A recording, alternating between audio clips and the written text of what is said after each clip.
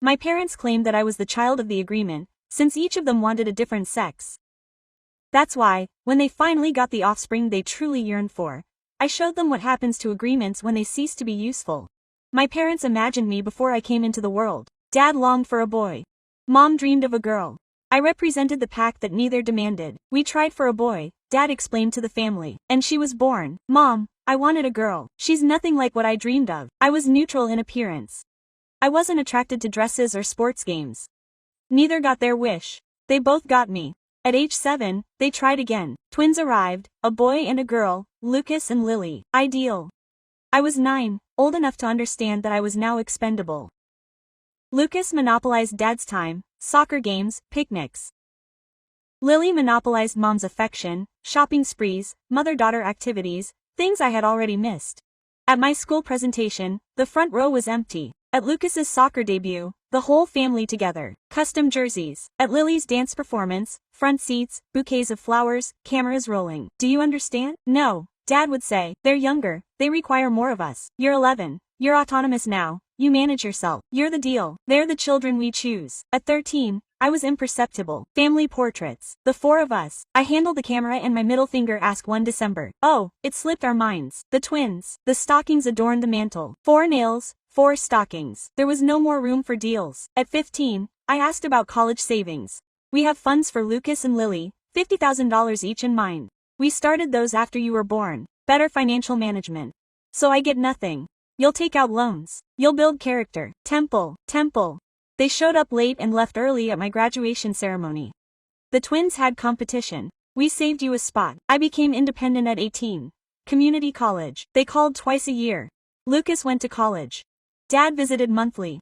Lily went to college. Mom traveled for sorority parties. I finished my degree. They didn't show up, just community college. You transferred. When I got my master's degree, they sent a congratulatory message. I got my PhD. They didn't mention it because agreements aren't titled. Real children. Yes. The year before, I got a position as a research scientist. I published stories in the press and Nature. My parents called. My phone vibrated on my lab table. Strange number. I answered out of habit. Dr. Andrea Navarro. It was my mother's voice, formal, as if she were talking to a stranger. Yes, I'm your mother. Pause. We saw the article in Nature. Dad and I would like to invite you to dinner. My silence. I calculated in my mind 8 years of no contact. 2 missed Christmases. 3 anniversaries without greeting. Lunch. Yes. The twins will be there too on Friday. It will be a family gathering. Family gathering. The words sounded strange from her lips. Why am I your daughter now? We want to celebrate your success. Her tone was meant to be affectionate. She was failing. I looked at my computer screen. The Nature paper was visible. My study on neural regeneration. 5 years of effort. The discovery could transform therapies for brain damage. The pharmaceutical companies were already looking for me. Did you read the paper? Well, not all of it. It's very specialized. But Dad saw the TV interview. Sure. The interview that highlighted commercial uses, millions in funding. Send me the address. I'll be there at 8. Excellent. See you on Friday. Daughter. The word sounded cold to me. I hung up and returned to the screen. My colleague Ramon watched me from his post. Family. He asked something like that. He arrived on Friday. I drove to the parents' residence. I hadn't been there in years. The neighborhood looked old. The house the same. I rang the bell. My mother answered the door immediately. Andrea, how nice to see you. She hugged me. Stiff. Automatic. You're very thin. Are you eating properly? Enough. In the identical living room, photos on the walls, Lucas with sports cups, Lily in graduation gowns. One of me, tiny in the corner when I was 7 years old. Have a seat, the twins are coming soon. I settled down on the sofa. My father came down the stairs. Andrea extended her hand without hugging. Congratulations on the article. Thank you. It must be exciting. All that chatter is part of the job. Lucas and Lily entered together. Lucas in a suit, Lily in an expensive garment. Andrea, how long has it been? Lucas smiled excessively. Doctor, now true. 6 years ago. Sure, time flies. That's my cheek. You look very different, more serious. We sat down to eat. Baked chicken, mashed potatoes, salad, dishes that no one has ever cooked for me here. Then my father began. Tell us about your research. I explained it simply. Stem cells, neuronal flexibility, repairing damaged tissue. And does this have any medical use? Lucas asked. Obviously heart attacks, strokes. Alzheimer's could be worth a fortune, Lily said bluntly. Companies are showing interest. So much interest. My father leaned over. There are talks. Nothing finalized. But we're talking about millions. Lucas pretended to be calm. He wasn't. My mother probably touched my hand. How proud. Our daughter. A successful scientist. Our daughter. Now yes, Lucas. I said, How's your job? It got a little tense. I'm changing. The market is tough. Got fired. Quit. Disagreements with bosses. Deceit. I could hear it in her voice. What about you, Lily? Job hiatus. Marriage failed. You got divorced. We're estranged. He took everything. Spite in her tone. Oh, that was it. The meal continued. Questions about my work. Observations about my apartment. Interest in my social circle. Are you seeing anyone? My mother asked. I don't have time. You shouldn't at your age. I'm 31. There's a deadline. Lily got married at 23 and divorced at 28. Tense silence. After lunch, my father suggested coffee. We went into the living room. Andrea began to change her tone. There's a topic we want to discuss here. Lucas was coming. Look for options. We thought maybe in your lab, but you're a research leader. Surely you can. It doesn't work that way. There are panels, paperwork. He's your brother. He's someone with no knowledge of neuroscience. Lucas moved on. He could train me. I always excelled in science. You got a C in organic chemistry. That was old school. Science doesn't change. My mother gave it to me. Don't be hard on him. Family supports each other. Family. The word again. They supported me when I asked for school loans. That was different. Different since no one answered. I have to go. Thanks for the food. I sat up. My father too. Andrea. Wait, don't act like that. Like bitter. The word stopped me. I'm not bitter. I'm busy. I have work tomorrow. I left before the aftershocks. In the car I took a deep breath. My hands were shaking slightly. My cell phone rang. A message from my mother. Don't leave upset. We only want the best for everyone. Everyone, of course. On Monday at the Lebantes, executives from Biotech Solutions, fine suits, leather briefcases. Dr. Navarro, your study is just what we need. The session lasted 3 hours. Figures, estimates, possible agreements. We are ready to offer $20,000 down. Plus a percentage of future profits. $20,000. I need time to evaluate. Sure. Give me a week. That night my mother called again. Andrea, we would like to invite you to lunch at home on Sunday. Why? We miss you. Really? You are our daughter. That word again. I will be busy. Please, the twins want to see you. Something in her voice alerted me. What are they looking for? Nothing. Just family time. No way. But I showed up anyway. I arrived at 2 on Sunday. The house smelled like grilled meat. Everyone was there. But there was an extra, an older gentleman, elegant suit. Andrea, this is Jorge Maldonado, financial advisor. Sure, pleased to meet you, doctor. Your parents have praised me a lot. That's how they told me about your chance with biotech. Look at my father. You told him. We are proud. We want to guide you in the best choice. I do not require financial advice, but Jorge has expertise. It can guide you. The advisor pulled out documents. I prepared projections with the right investment. I didn't ask for projections. It's free. A gesture for your family. What do they get? Silence. Lucas finally spoke. We thought that if you get so much money, you might think about investing in family projects. Like what? I have a mobile app plan. I just need seed capital. How much? 500,000. Ray, I didn't avoid it. Are you amused? Lucas got upset. I find it amazing. 8 years without contact. Now they're asking for $500,000. It's an investment. I'll give you shares. I'm not attracted to it. You're selfish. Lily stood up. You always were. Selfish. I am. Now that you have money, you turn your back on us. I turned my back on you when I was 18 when I needed support. You gave me student loans while Lucas got 150,000. That was mom and dad's choice, precisely. And now it's my choice. My father slammed the table. Andrea, enough. This behavior doesn't appeal to you. It doesn't favor me or favor me. Just as spending Christmas alone favored me. Just as it favored me that they didn't attend my graduation. We were young. We made mistakes. They weren't that young. They were selfish. My mother started to cry. Don't talk to your father like that. Why not? He talked to me like that for years. He called me a burden, a disappointment. I was never enough. I was being exaggerated. Exaggerated. Do you want exaggeration? Exaggeration is showing up after 8 years of requesting funds. That's exaggeration. I grabbed my bag. Andrea, if you go out now, don't come back. My father's voice sounded intimidating. Perfect. I got out in the car for the second time. Tears came. Not from sorrow, from fury, from years of repression. The phone rang. Message from Lucas. We always knew you were ungrateful. I blocked the number. Another message. Lily, I hope your money is with you when you're alone. I blocked it too. My mother, I'm sorry. Come home, we can talk. I left it on scene. The next day I signed the agreement with biotech. $20,000 down. 30% share of future profits. Ramon congratulated me. You'll celebrate. I'm not one to party. You should. It's a huge success. That night, alone in my apartment, I stared at the signed contract. I thought about my parents, the twins, the years of invisibility. I smiled. This was just the beginning. News of the deal leaked out fast. Article in the local paper. City scientist. $1 million deal signed. Interview on the evening news. My picture in the business section. The lab phone rang all day. Journalists, other companies, universities offering positions, and my family. My mother called the lab. Ramon put the call through to me. Andrea, I saw the news. Congratulations. Thank you. Your father and I want to invite you to dinner to celebrate properly. I already celebrated alone with my team. We'd love to see you without Jorge, without business, just family. That word haunted me everywhere. I'm busy this week. Next time, I'll let you know. I hung up. Ramon looked at me. Complicated family. Something like that. I understand. Mine surprised me with his tone too. Yes, they kicked me out when I came out of the closet. Now that I work here, they suddenly want to reconcile. And what did you do? I told them no. Some things can't be forgiven over dinner. He was right. That afternoon, in my office, I was reviewing research proposals. There was a knock at the door. Come in. A man came in. 30-something. Glasses. Casual sweater. Dr. Navarro. I'm Alejandro Ruiz from the biochemistry department. I remember. He presented on enzymes last month. Exactly. He smiled. I wanted to congratulate her on the deal and ask if she needed extra collaborators. Interested in neuroscience. Interested in working with the best. I liked her candor. Send me your CB. I'll consider it. Thanks. He paused for a moment. I also wanted to tell her, I admire what you've accomplished. It's not easy to get here. I just work hard. That's all it is. She adjusted her glasses. My family has always supported me every step, every decision. And yet it was hard. I can't imagine doing it alone. Her words touched me unexpectedly. Thank you, Dr. Ruiz. Alejandro, please. After she left, I was left thinking. Her family supported her. What a concept. Over the weekend, I decided to visit my old PhD professor. Dora Mendez had retired, but we kept in touch. She lived in a small house with a garden. She welcomed me with tea and cookies. Andrea, what a surprise. I saw your agreement on the news. That's why I came. I wanted her to know in person. I'm proud. I always knew you would go far.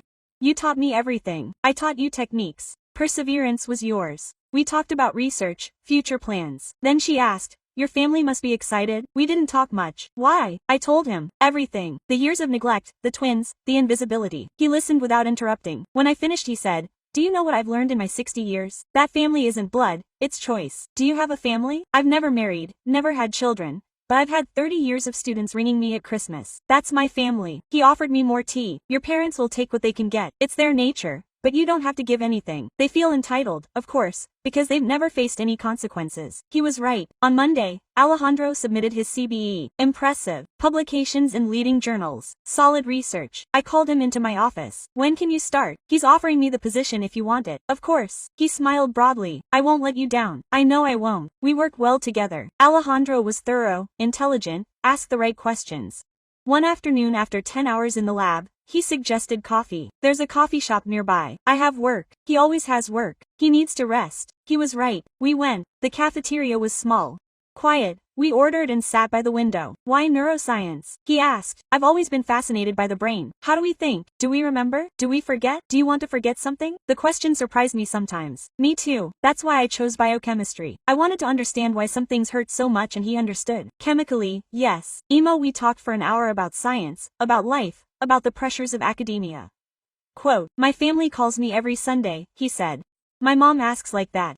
My dad asks if I need money. It's annoying sometimes, but I would miss them if they didn't. Exactly. Something in my chest tightened. 2 weeks later, my mother showed up at the lab unannounced. Reception called me. Dr. Navarro, there's a lady who says she's your mother. I went downstairs. She was in the lobby. Formal dress. Careful makeup. We need to talk. I'm working. It's important. Is there a private place? I took her to an empty meeting room. What do you want, Andrea? I need your help. With what? Lucas has problems. Debts. Lots of debts. It's not my problem. It's your brother. He didn't treat me like a sister for years. He was young, immature. He's 30. He's not young anymore. She wrung her hands. Please, it's $150,000. If he doesn't pay, they can sue him. What did he spend $150,000 on? Investments that didn't work out. Gambling. Silence. Confirmation. I don't have that money. You just signed for $20 million that I haven't received, and when I do, it's for research. Is there anything you can lend me? No, Andrea, please. It's your family. I stood up. No. Family is who was there when I needed them. Family is who celebrated my accomplishments. Family is who saw me as a person, not as a bank. We were bad parents. I admit it. But Lucas is not to blame. Lucas had $150,000 in college funds. I had loans. He had support. I had neglect. I don't owe him anything. My mother started crying. Please don't be cruel. I'm not cruel. I'm fair. She left without saying anything else that night. Text from Lucas. Thanks for nothing. You were always such a... I blocked the number. Text from Lily. Mom cried all afternoon because of you. I blocked that one too. Text from my father. You're going to regret this. I blocked him. The next day, Alejandro noticed my mood. All good, family. Oh, he wants to talk. There's nothing to talk about. If he changes his mind, I'm here. His kindness took me aback. I wasn't used to it.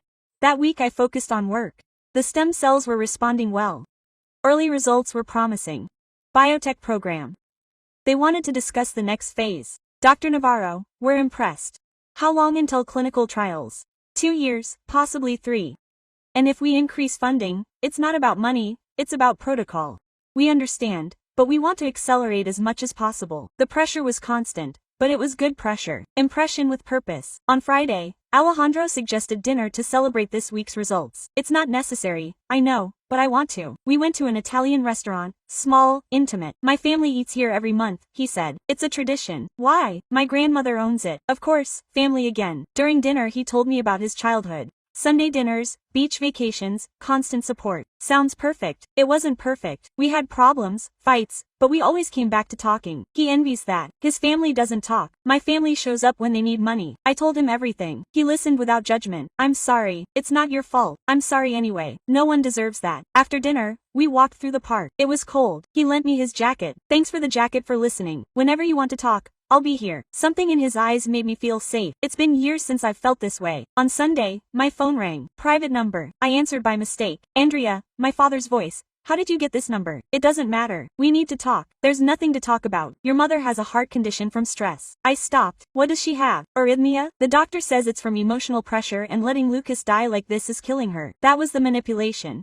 Lucas isn't dying. He has debts. They'll take him to jail. So, let him learn his lesson. You're heartless. I'm a realist. Your mother could die. My mother has arrhythmia. It's treatable. It's not terminal. How do you know? Because I studied arrhythmias in my residency. I know exactly what it's all about. Silence. Don't manipulate me with her health condition. If you want to help Lucas, sell the house. What? The property is around 500,000. Sell it. Pay off Lucas' debts. Problem solved. That house is our inheritance and Lucas is your son. Choose what you prioritize. I hung up. My hands were shaking with fury, with suffering. Alejandro called minutes later. Do you need company? How did you guess? Instinct? Yes or no? Yes. He arrived in 20 minutes with ice cream. Ice cream solves everything. I doubt it will work now. Try it. We ate ice cream. I spoke. He answered. Acted correctly. He finally said, yes, yes. It's not your job to fix other people's messes. They're my family. Being part of a family doesn't authorize abuse. He was right, as usual. That night I made a decision. My blood family had let me down, but I could start a new one with people who appreciated me,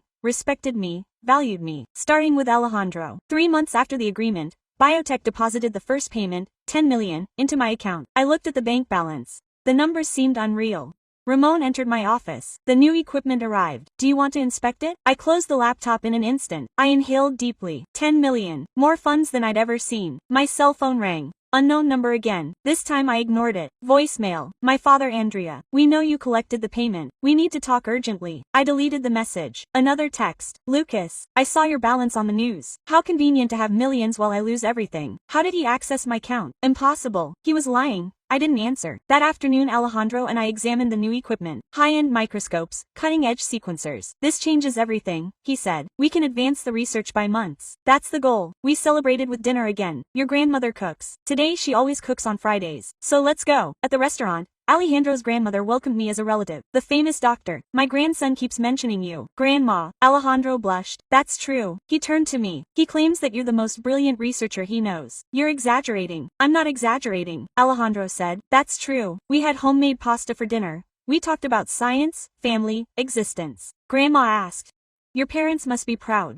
We didn't talk much. Why isn't it complicated? Family is always complicated, but it's resolved through dialogue. Alejandro intervened. Grandma, not everyone has families like ours. I understand, my son, but blood is blood. I got worried. Alejandro said it sensed and changed the subject. After dinner we walked to my vehicle. Excuse me, my grandmother can be insistent. It's okay, she doesn't know. Do you want her to know? I stopped. Why would I want that? Because I care about you. And do you care about me? Then you should know. Do you care about me? Yes. She put it simply, without exaggeration. Something in my chest warmed. Do you care about me too? She smiled. Perfect. So it's reciprocal. We stood there. The atmosphere between us mutual. Andrea murmured softly. Can I kiss you? No one has ever asked me like that. With respect, with delicacy. Yes, she kissed me softly, tenderly, as if I were something precious. When we parted, I smiled. That was good. Yes, good. That night I slept better than I had in years. On Monday I arrived at the lab early. I found an envelope on my desk. Inside a handwritten note. Andrea, I know you avoid contacting us, but your brother is distraught. The creditors are coming home. They threaten to assault you. You can really keep living knowing that something serious could happen to you. You only need 150,000. You have 10 million. It's insignificant to you. Please, Mom. I crumpled the note. Ramon came in. Bad news, family, again, always. Alejandro arrived minutes later. Noticed my face. What happened? I showed him the note. How did this get in here? I don't know. Someone deposited it. That's harassment. It's my mother too. It's harassment. He crossed his arms. He's going to give in. No. Good, because if he needs backup, he has it. His security empowered me. That week we worked 12 hours a day. The tests were progressing. The cells were responding better than expected. Biotech scheduled a visit.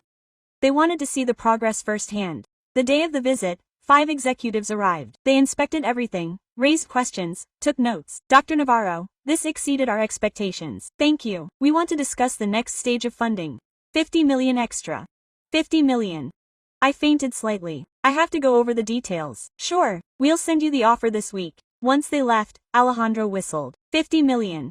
She became a real millionaire. The funds are for research. I know, but still a shadow. That night my cell phone froze. Messages from unknown numbers. Andrea, congratulations on the new deal. We saw the news. 50 million. Amazing. Now you can help Lucas. You're a millionaire and you're letting your family suffer. All my brothers, my parents, even uncles I hadn't seen in years. I turned off my cell phone. The next day I hired a lawyer. Her name was Patricia Sandoval, an expert in domestic harassment. Dr. Navarro, this is more common than you might think. What can I do? Restraining order, cease and desist letter. Everything will be resolved. It depends, but it shows them you're serious. I signed the required documents. A week later, my family received the court notices. My father called the lab screaming, "Are you prosecuting your own blood? I will not prosecute you. I beg you to leave me alone. You are ungrateful. I am someone who set boundaries. You will regret it. I already regretted not doing it sooner." I hung up. Alejandro was at the entrance. He had heard everything. "Are you okay?" "Better than ever." I lied. "What? You lied?" "No, you're better. You're shaking." He was right. My hands were shaking. "Come here." He took my hand. "You need oxygen." We went out to the campus garden. We settled on a bench. "You did the right thing. It doesn't feel right because you've been programmed to feel guilt. But you didn't do anything wrong. They're my family. They're not the ones who share your blood. Family is different." "How do you know?" "Because my family showed me what real love is, and what they practice is not love." He was right, as always. I leaned on his shoulder. "Thank you. Always, May." 2 weeks later, Lucas showed up at the lab. Security stopped him from entering, but he yelled from outside, "Andrea, come here, you coward." I called the authorities. They arrived in 10 minutes. Lucas was still yelling, "You owe me. I'm your brother." The officers removed him from campus. They gave him a warning. That night, Alejandro visited my apartment. "You shouldn't be alone." "I'm okay." "You're not. Your brother harassed you in public. He's already gone, but he'll be back. People like that always come back." He stayed on the couch that night just for protection. I felt safe, taken care of. Feelings I never experienced with my family of origin. In the morning he made coffee, scrambled eggs. It wasn't necessary. I wanted to. We ate breakfast together in silence. "Nice," Andrea said at last. "Do you want this to be formal?" "This is couple, boyfriend and girlfriend. Whatever you want to call it." My pulse quickened. "Yes." She smiled. "Good, because my grandmother is already planning to officially meet you." I laughed for the first time in weeks. "Your family knows about me. They know everything and they want to see you." Sudden panic. "And if they don't like me, impossible. They like you already." "How?" "Because I love you and they love what I love." "I love you." The words floated between us. "Do you love me?" "Yes, for a while now." "Is it a problem?" "No." I smiled. "Because I love you too." We kissed differently this time. More intensely, more trustingly. For the first time in my existence I felt like I belonged to someone and someone belonged to me. True family. Finally, Alejandro's family invited me to dinner one Sunday. I arrived anxiously. Their home was spacious but warm. Pictures on the walls, lots of pictures, all of them with smiling people. His mother hugged me right away. "Andrea, what a pleasure to finally meet you. Thank you for inviting me. Alejandro talks about you constantly, the talented scientist." Mom says. Alejandro blushed again. His father shook my hand firmly but warmly. "Welcome. Anyone who brings joy to my son is welcome here." Grandma emerged from the kitchen. The doctor arrived. "Sit down, daughter. Dinner is almost ready." I sat at the table. Alejandro next to me. There were more. His younger sister, Sophia, his older brother, Ricardo, sisters-in-law, nephews, all talking, laughing, interrupting each other. "Do you have siblings?" Sophia asked. "Twins. Are they conjoined?" "No." A short silence. Alejandro took my hand under the table. Her mother changed the subject. "Andrea, Alejandro says your research will save lives." What exactly was that? I explained in basic terms. Everyone listened with genuine interest. They asked astute questions. No one yawned. No one looked at their phone. No one ignored me. After dinner, Grandma served flan. Family recipe, 4 generations. It's delicious. I'll pass on the recipe to you when you marry my grandson. Grandma. Alejandro almost choked. What? I'm old. Can I say anything I want? Everyone laughed, even me. Then Sophia took me out into the garden. I wanted to chat with you alone. About what? Alejandro has been different since he met you. More cheerful, more whole. He makes me happy too. Good. Because if you break his heart, I'll have to eliminate you. She said it with a smile, but her eyes were firm. I won't do it. Perfect. Then we'll be friends. That night, Alejandro took me home. I outlived your family. They were fascinated by you. My mom already asked when you're coming back. Seriously. Yes. Did they adopt you? Officially. I smiled, but something in my chest was throbbing. What's wrong? He asked. Nothing. You lie. You're terrible. Only your clan is impeccable. It's not. We have problems, but we adore each other. I never knew that. He hugged me. Now you do own him. My clan is your clan. The tears came. I couldn't hold them back. Sorry. Don't ask for forgiveness. Let it out as much as you need. I kissed him on his shoulder. Decades of suffering welling up. The next day, a text from Lily. I saw pictures of you on platforms with a guy. I imagine you have time for romances now, but never for relatives. I blocked the new number I use. Another profile, another text. Mom saw the pictures. She's devastated too. Her daughter has a partner and didn't even tell her. Blocked the profile. Lucas from another user. You splurge on fancy food, but you don't support your brother. You're scum. Block everything. Patricia. My lawyer found me. Dr. Navarro. Your clan is escalating. I suggest total restraining order. What does it entail? They can't communicate through any channel or come within 100 meters. It seems radical. It is, but they're harassing her. Give me a day to think about it. That night I talked to Alejandro. Do you think I'm bad? Why would you question that? My clan claims that I left them, that I'm self-serving. Your clan left you first for decades, but they're my bloodline. Bloodline is worthless if it brings dignity. He settled in next to me. Andrea, listen to me. You're not bad, you're a survivor. It's not perceived that way because they conditioned you to feel responsible. That was their way of dominating you. It made sense. I sensed it, but the emotion lingered. What do I do? The best thing for your serenity. The next day I contacted Patricia. I moved forward with the restraining order. Excellent choice. A week later, my clan got the measures. Angry calls to the lab phone. Ramon rejected them all. Text from an anonymous number. You caused us this. Restraining order. As if we were criminals. I didn't answer another one. Mom had an anxiety attack because of you. Happy. I blocked him. You'll regret it. Someday you'll need relatives and you'll be alone. I watched Alejandro working at his desk, Ramon arranging specimens, my group joking around in the break area. I had a clan. He just wasn't the one who assigned me the lineage. That afternoon biotech sent the offer of 50 million. I analyzed it with Patricia. It's firm. Favorable conditions. I recommend signing. Completely sure. Firm. The news emerged 2 days later. Local researcher gets an extra 50 million for innovative study. My cell phone exploded again. Unpublished numbers. Everyone. My clan gets 50 million more and Lucas still in debt. You're wealthy and we're losing our home. Someday you'll understand what you caused. I changed my number. I only gave the new one to Alejandro, Ramon, Patricia and the lab staff. Serenity. Immediate. That night Alejandro cooked in my apartment. Pasta with his grandmother's dressing. My clan asks if you want to join the Christmas dinner. Christmas, 2 months away. My mother organizes in advance. She says you should save the date. I will be invited. You are my partner. Sure, you will be invited. Partner. The word always made me smile. So yes, I will attend. Ideal. Alert. My Aunt Rosa asks nosy questions. How? Which ones? How? When do we get married? How many children do we plan on having? Those kinds of topics. And you answer that it is a mutual choice when we are ready. Do you want to get married someday? Yes, I never considered it, but with you maybe. He kissed me without rushing. We have time. Time. Something I never had with my biological clan. It was always urgent. Always crises. Always demands. With Alejandro everything was different. Tolerance, dignity, attention. I love you I said. I love you too. We had pasta for dinner, watched a movie, fell asleep in the armchair. Simple, ideal, authentic. The next morning, text from Patricia. Your clan tried to reach biotech, claiming that you are mentally unstable. The firm consulted me. I sent them a copy of the restraining order. I read the text twice. Anger invaded me. What's happening? Alejandro saw my expression. I showed him the text. They are overwhelmed. They are trying to destroy my profession. They will not succeed. Biotech values you. They trust you and if they create uncertainty, then you show evidence, articles, achievements, degrees. It made sense, but I was terrified by how vile they could be. I called Patricia. Can I charge them with slander? I could, but it involves process, exposure, time. What do you suggest? A firm letter from my office to them, warning of legal sanctions. If they persist, do it. 2 days later, my father appeared on campus. Security stopped him at the entrance. He needs to see my daughter. There is a restraining order, sir. I am her father. It doesn't matter. She cannot enter. They warned me. I went downstairs with Alejandro. My father looked worse. Aged, exhausted. Andrea, please. 5 minutes. You can't be here. Your mother is hospitalized. Mild heart attack. My stomach contracted. She's fine, stable, but she's asking for you. I can't. She's your mother. She's someone who never behaved like a mother. Andrea, please. I'll beg you on my knees if necessary. No. Alejandro gave it to me. She said no. Comply with it. And who are you? Someone who values her with the dignity that you never gave her. My father watched me. This is what you long for. Strangers. Protecting you from your clan. He's not a stranger. He's my clan now. Lineage is lineage. No. Love is love and you never loved me.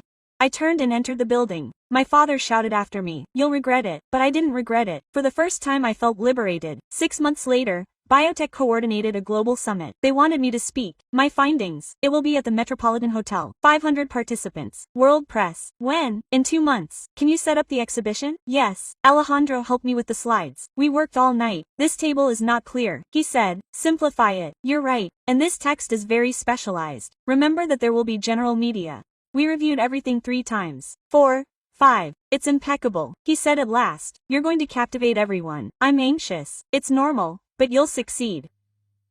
A week before the event, my mother called the lab from another number. Ramon answered. Neuroscience lab. I need to speak to Dr. Navarro. It's his mother. He's critical. Ramon looked at me. I shook my head.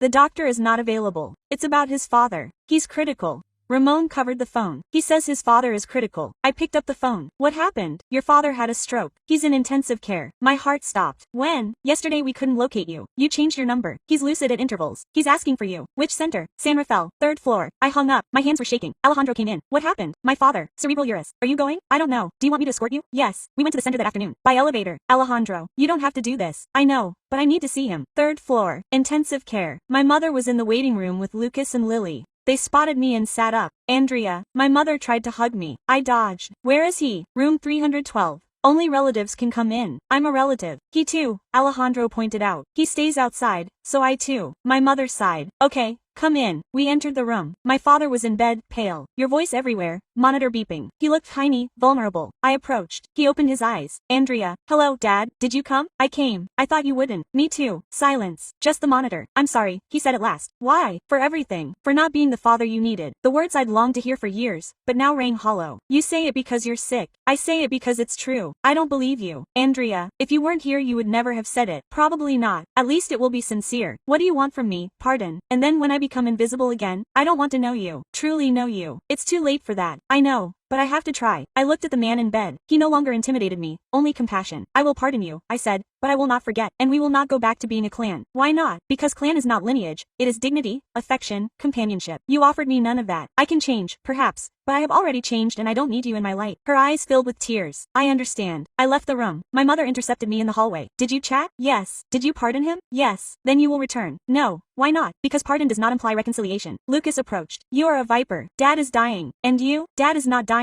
It is a mild stroke. He will recover. How do you know? Because I am a doctor. I know his prognosis precisely. Lily began to sob. You have always been like this. Cold. Soulless. I am not cold. I am practical. The difference is that you use feelings to manipulate. I use data. You are unbearable, Lucas said. And you are a loser. But I have not rubbed it in your face. His face reddened with rage. Alejandro stepped in. I think you have said enough. And who do you think you are? Someone who values her. Something that you clearly do not know how to do. We left before it got any worse. In the vehicle, I cried. Alejandro drove in silence. You did the right thing. Why does it hurt then? Because you still have a heart. Unlike them, Alejandro stayed with me that night. We didn't talk much. We just coexisted together in the morning. Text from Patricia. Your clan tried to contact the summit coordinators, claiming that you